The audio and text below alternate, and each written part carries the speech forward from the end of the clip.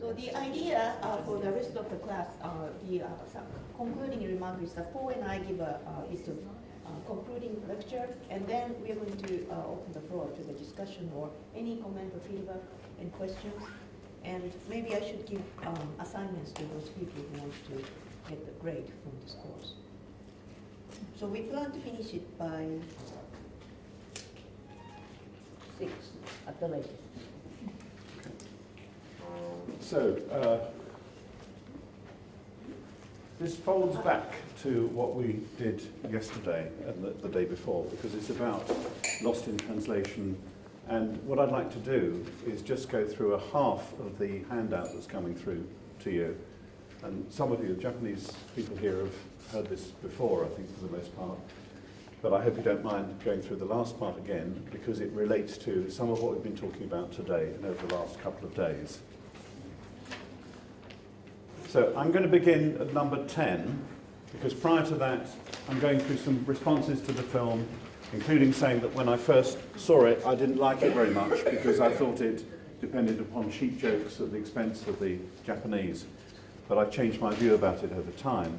And in number 10, we've just been talking about the whiskey advert and making the same kinds of points that Reem did, but including also the fact that at one point we see Bob from behind, and you notice that his jacket has got clips all down the back because it's to make it fit better. And of course in the advert you can't see that, but it does make you feel his whole life's like that, doesn't it? He's been clipped into a role and marketed as this film star and so on. And he's fed up with it all. But number 10, it's obvious that in this scene he's framed by the photographer. Framing comes into this a lot. And there are other scenes when Sophie Coppola seems to display her own technique in the way that painters sometimes display their own paint, rather than just paint something. She seems to display her own technique. Several set-piece shots, for example, when Bob seems framed, sitting on the bed, in profile at the mirror, shaving, or in the bath, the scene we looked at yesterday. He's very clearly framed by that picture. At a deeper level, what needs to be seen is this.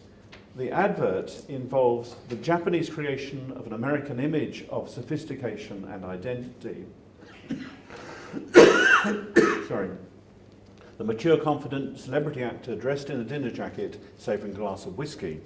This is an easily readable image, but its basis is not so much reality as a Western image of reality. It originates in American advertising and Hollywood images of sophistication. The question of what's natural or appropriate in this image is accentuated by the fact that the Japanese director, in broken English that's difficult to understand, is insistent and firm in his instructions to the American actor.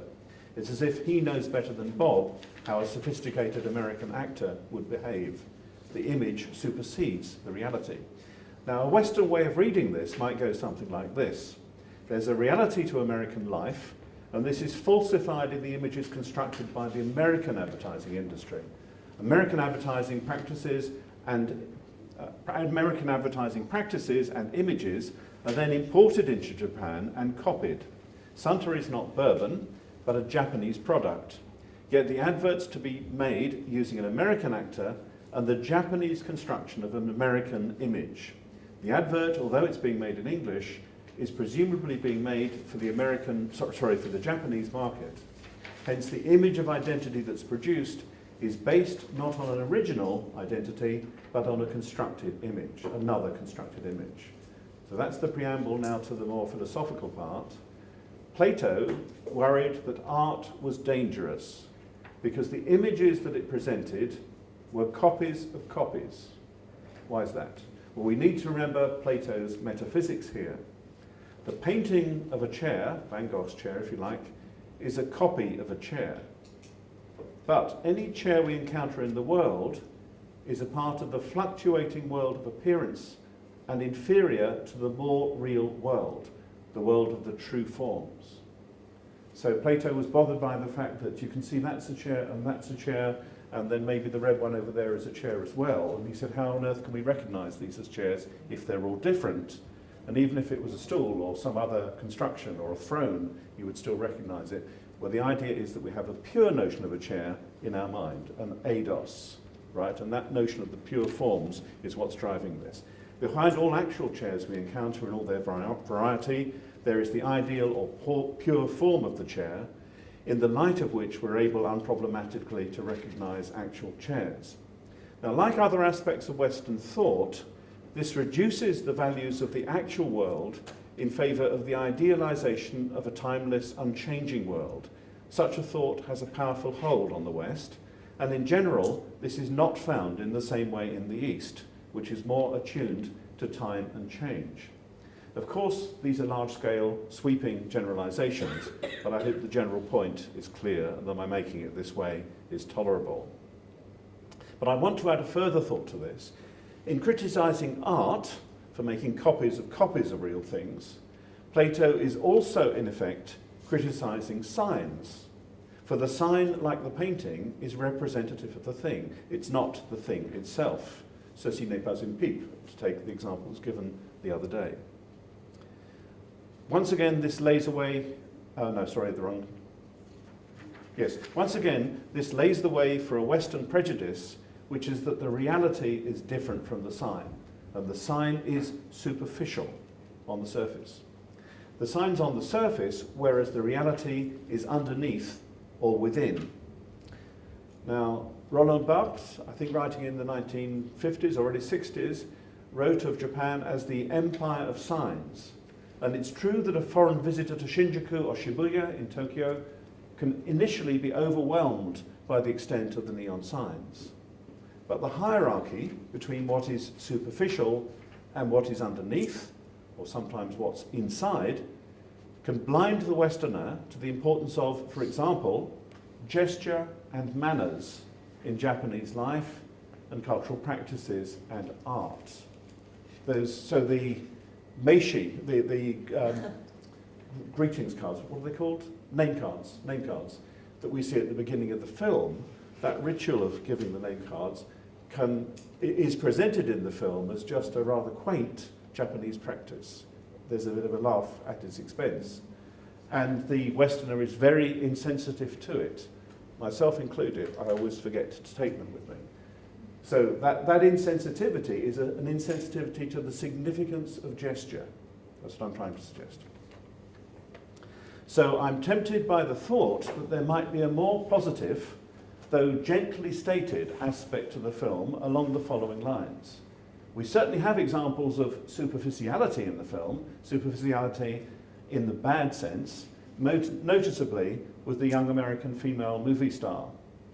She's in the hotel for a press conference, and we see her behaving in an ostentatious and highly artificial way as she responds to questions and poses before the cameras. Later in the film, at late at night, she's drunk and has taken the microphone and sings in the hotel bar.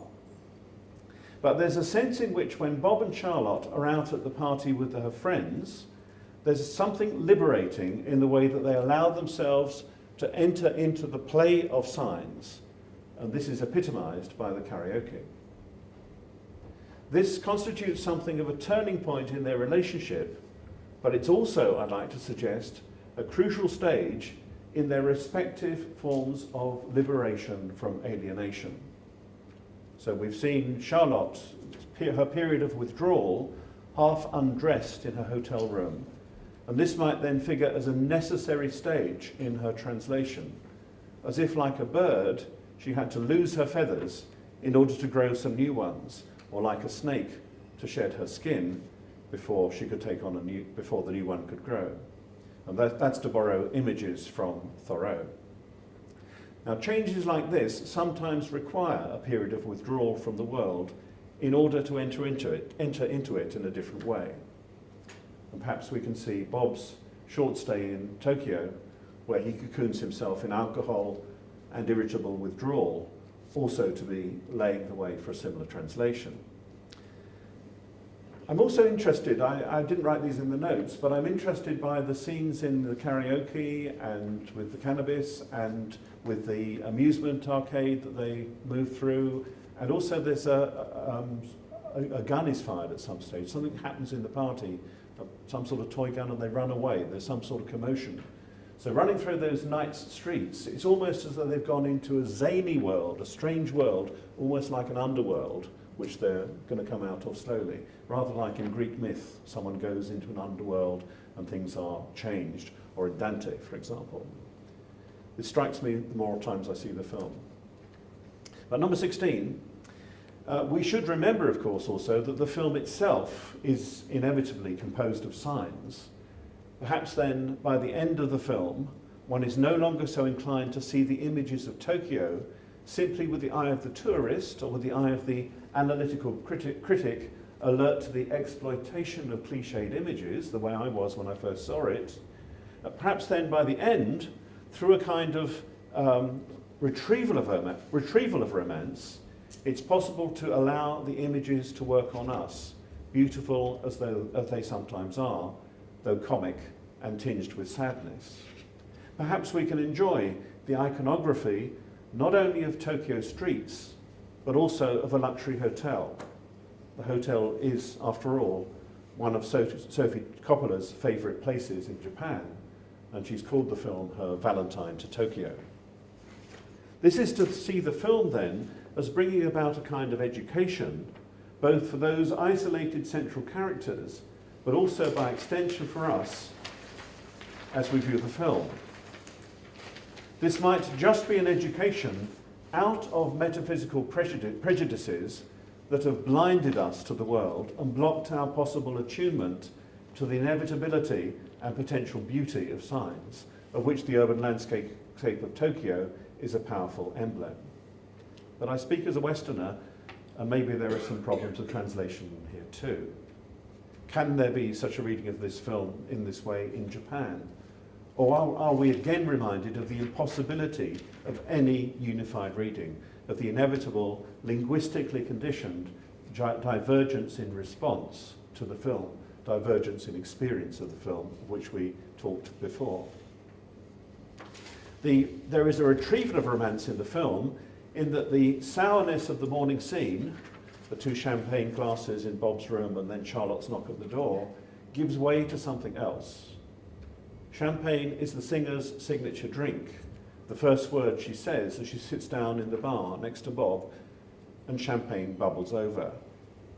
If this defeats romance, something is subsequently retrieved. Bob and Charlotte hug and kiss briefly in the street, but then they part without consummation, without a sentimental fulfillment, the closing of the circle. The characters are then, in the end, broken open towards something new, which is what, when thoughts pass between languages in translation, must always take place. And I want to link that with what I said yesterday about the wedding in Kyoto, which I suggested to you was not her dreaming of her ideal guy, but on the other hand, Charlotte's becoming remarried to the world. She can connect with the world again, she can walk across the stepping stones, she can go on into her life. So the film depicts many examples of transformation. Travel to a foreign country with jet lag, the Shinkansen, that's a very powerful experience of being transformed as you see this fantastic landscape going past, the bullet train, especially with our attentions drawn to Fuji. And of course, when he's playing golf, it's Fuji he's aiming at, really, isn't it?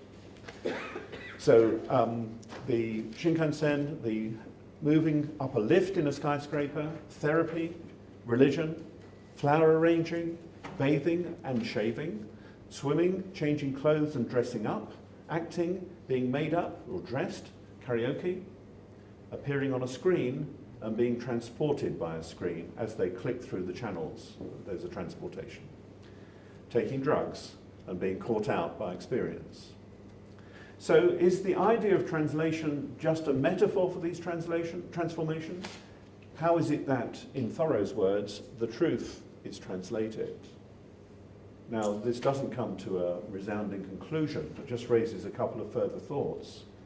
It's worth remembering that translate comes from a Latin root that means carry across, which incidentally is what metaphor means in Greek. They both simply mean carry across.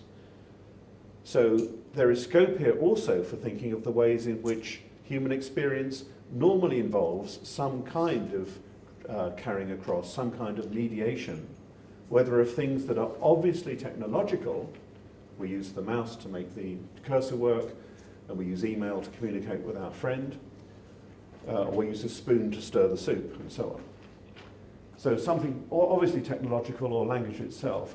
One way to consider this is to entertain the thought that the human condition essentially involves a kind of prosthesis. Now, I hope you realize I'm using the word prosthesis because this is Derrida's alternative title. Monolingualism of the other, or the prosthesis of origin. Now, some of you won't know what prosthesis means. I expect prosthesis is the word for an artificial limb. If you've lost your arm in an accident, you have a plastic arm instead. So an artificial limb. But what Derrida seems to be implying is that our relation to artificial limbs is something that is original. They're at our origins. How on earth could that be? You didn't grow up with an artificial limb, so how on earth could this be? What he means is that we cannot be as human beings other than through processes that always involve extensions beyond ourselves, mediations. Perhaps not a plastic arm, but at least a spoon to eat your food. And if not a spoon to eat your food, or if beyond that, the words you use to say spoon, to say food. Because words are beyond ourselves. Words are things that come from outside your body, outside your head, from that public circulation of signs. They're not instinctive things in the way that I suspect a lot of animal noises are. You get the idea? So I've tried to come back to that prosthesis, and of course Derrida almost always wants to say there are no origins. All we've got is these traces of something that's gone before, which we can never get back to. There is no getting back to this before. So it's almost as though there's a without before. There's no entity that was there before. Instead, it's the trace. This relates to what you were talking about the other day, Chenya, and I'll try to come back to that if there's time in a minute, about the thought that you can't put into words, and the thought isn't really there. That's what I'm trying to get to. So can you see how that would work then? That we depend upon something that's other than ourselves, the artificial limb, the prosthesis, in order to be as a human being. Do you want to comment or react or ask a question? Just continue. Okay, you're sure. Is it okay? You sure? Because I think what you have just described is really overlapping with the Okay. Is it okay? If I continue like 10 minutes, 15 minutes, and then we are going to have a discussion.